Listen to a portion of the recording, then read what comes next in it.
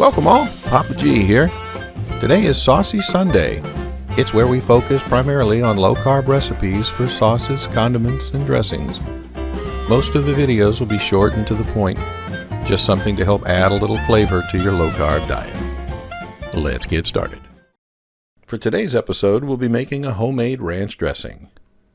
This recipe is so simple, creamy, and delicious, and with just under a half a net carb per 2 tablespoons, you'll wonder why you ever needed the store-bought version.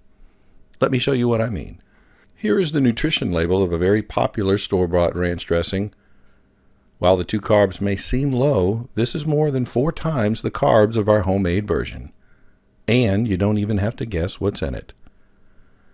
We'll begin by adding a half a cup of heavy cream to a mixing bowl. Add a tablespoon of plain white vinegar and stir to mix. You want to let this rest for about 10 minutes. After it's rested, add some mayonnaise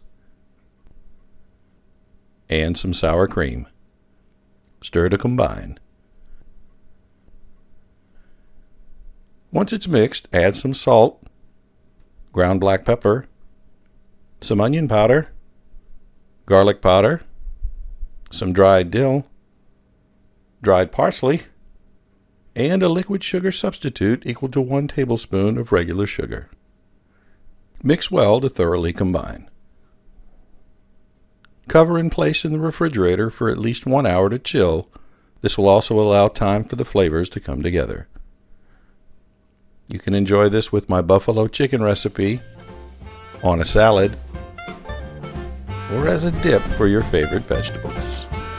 There you have it, folks, my low-carb homemade ranch dressing. A wonderful dressing recipe to help liven up your next salad or vegetable snack. I hope you enjoyed this video. If you did, please like and consider subscribing. I'll have something new every week.